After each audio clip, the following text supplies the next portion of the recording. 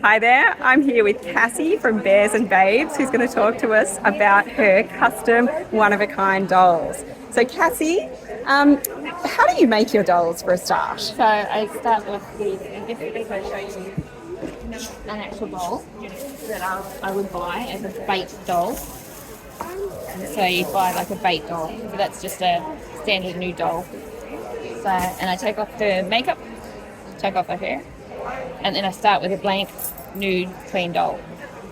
In some instances, like in this one, if the hair is really good, I'll wash it, treat it. Or if the hair is no good, I'll reroot.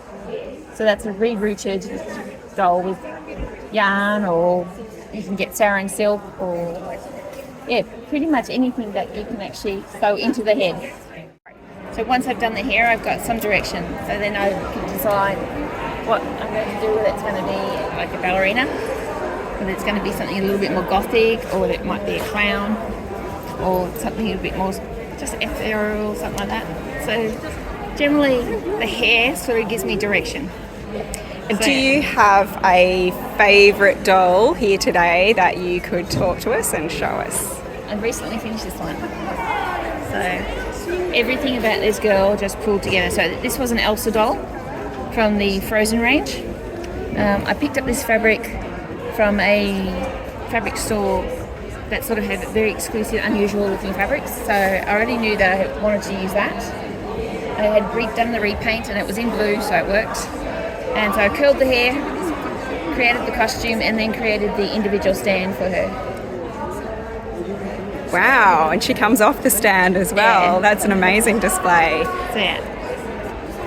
So she's currently would be a favourite because I like mermaids. And she just pulled together really, really well. These are actually, I don't know whether you know, but you can buy flowers, silk flowers. I pull them apart and that's how I create their fins. So this one has a much more elaborate fin setup. But again, they were flowers. So yeah. That's incredibly impressive and really creative use of the materials too. Yeah, I use a lot of vintage fabrics in my stuff. So like this one here, that was a vintage lady's shirt. So once it's washed and cleaned, beautiful.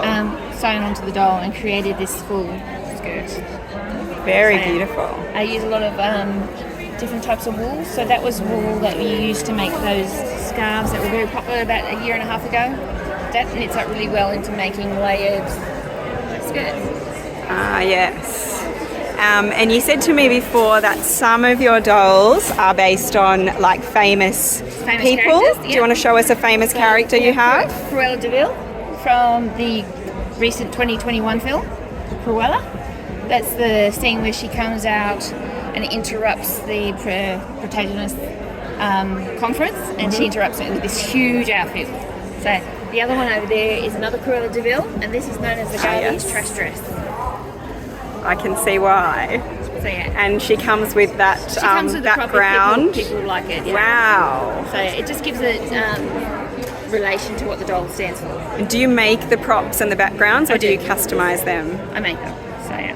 Fantastic. About how much do you charge for your custom So the dolls? average price starts at 170 roughly, and goes up to about 210, 250 is my sort of top price.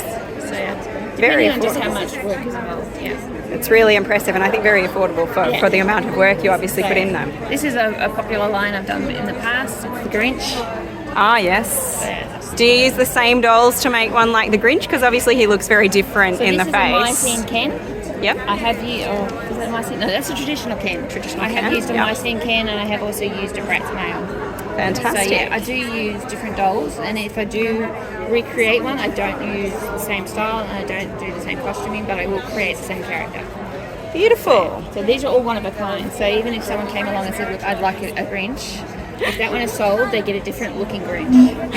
That makes sense. Yeah. All right, is there anything else you'd like to share with us today, Cassie? No, I'm happy to do lay-bys for Australian people. Happy to do commissions. So yeah.